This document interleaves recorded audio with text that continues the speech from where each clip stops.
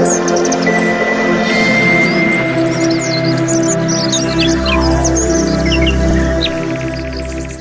guys, good morning! So once again, this is Teacher Chrissy and welcome to my channel.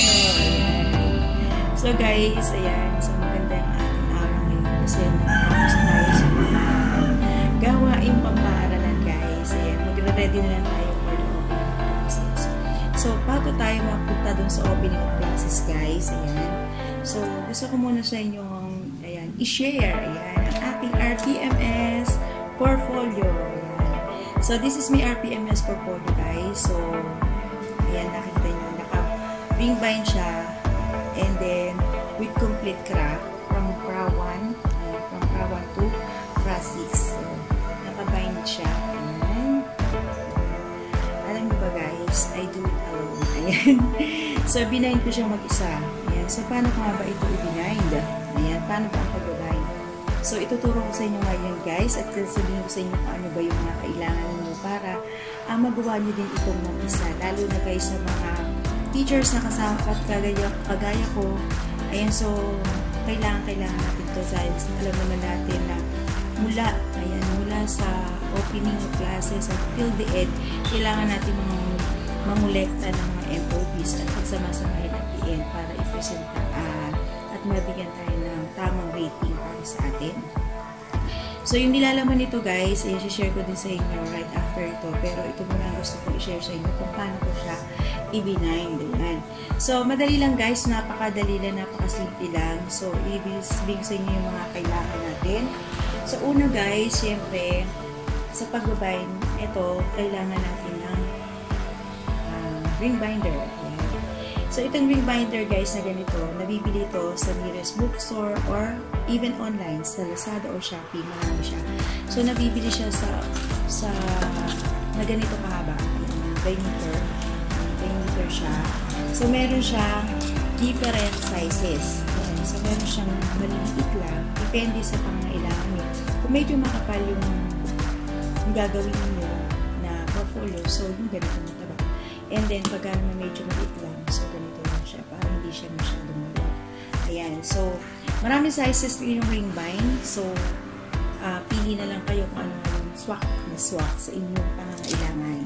So, yung ring bind guys, ayan, 21 holes siya. Ayan, 21 is yung hold nito. Swak din siya dun sa pambutas na meron tayo dito. Ayan. Pero meron guys, iba-ibang klase ng puncher o puncher na ilan butas. Yan. Pero yung gamit ko 21. So ito 21. Binilang ko siya. And then it naman siya doon sa ating puncher. So ayan. Bukod dun sa ring bind. So kailangan natin ito clear folder. Ayan. So yung clear folder once again. So nabili natin siya sa mga bookstore or sa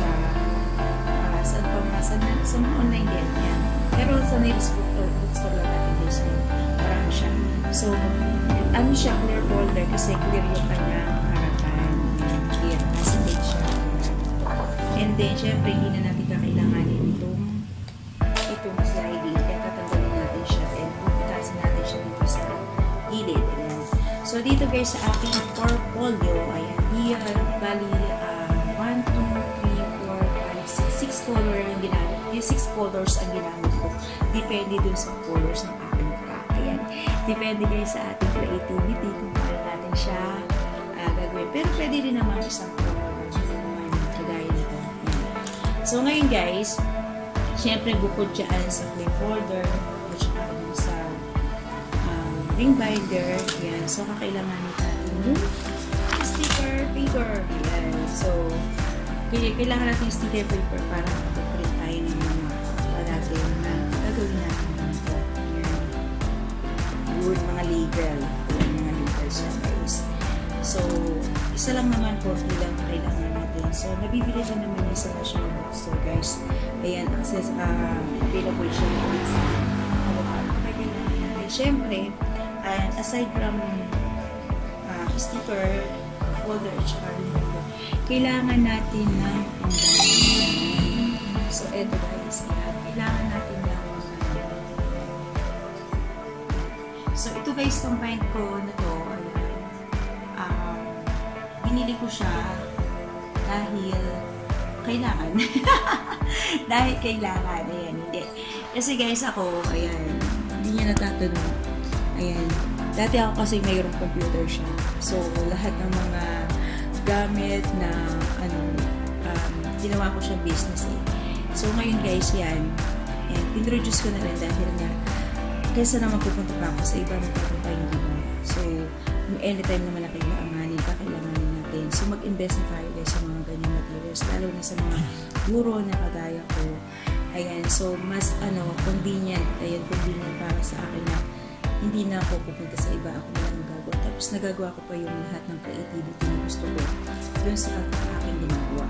So, guys, pwede na naman, ayan, kahit wala kayo niyan, merong pang single punch hole.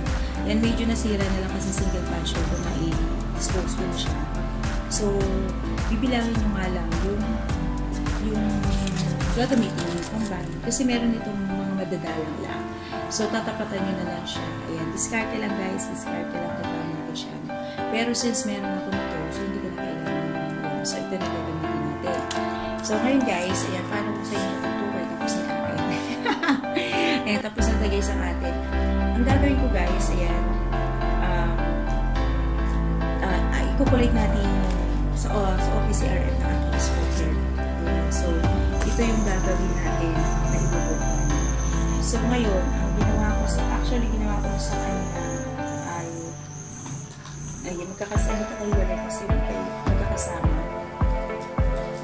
magkakasama siya guys.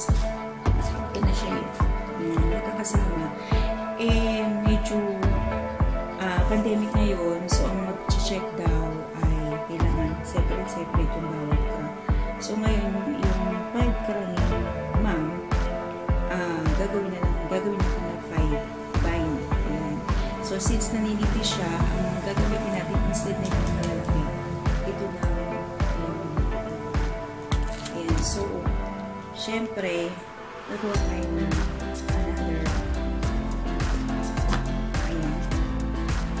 another label. Ayan. So, ito na yung nagawa ko guys.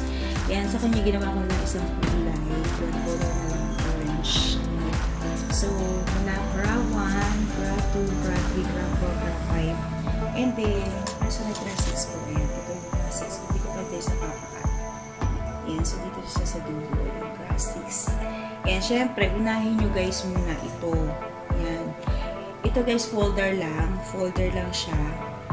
And then, syempre, inipit lang natin dito. Yung unang ayan. Tapos, pangalawa,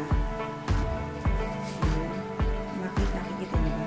Naka-adjust siya ng konti. So, para pagkapilig-tapit mo siya ng ayan. So, ilupit mo natin siya dyan. Hindi ko na sa inyo napakita ko. Kasi, nung maalala kung pwede akong mag-video yan. Yes, ayan. So, ganyan tayo pagkapit guys. Basta punan nyo yung naka-adjust siya. Laging sa dulo yung folder. Ayan. Pagka meron na kayo guys yan, ayan. So, pwede na kayo mag-start na mag-punch. Ayan, magbutas. Ayan. So, syempre, be sure na pantay-pantay siya. Ayan, para makita yung bawat cra. Ayun. So, ngayon guys, magpa-punch tayo. Magpa-punch tayo ng label ni mama. Tapos, iayos natin ito muna kung nagawa sa kanya. Ayan. So,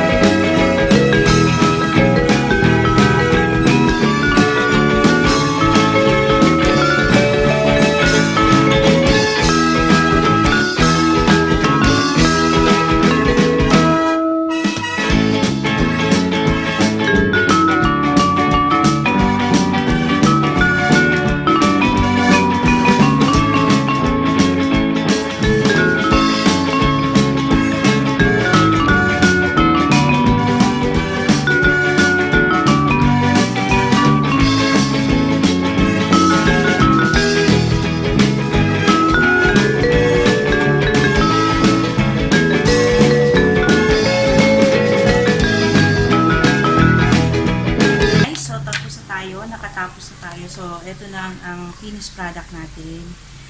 Ayan. So, ito na ang OPSCRF ng aking school head. So, since yung craft 5 at saka craft 6 yung craft 6 ay konti lang. Yan. Sinama ko na siya sa craft 5. So, nakalinis pa rin yung label. Kita pa rin natin yan. Ayan. At saka, ito na yung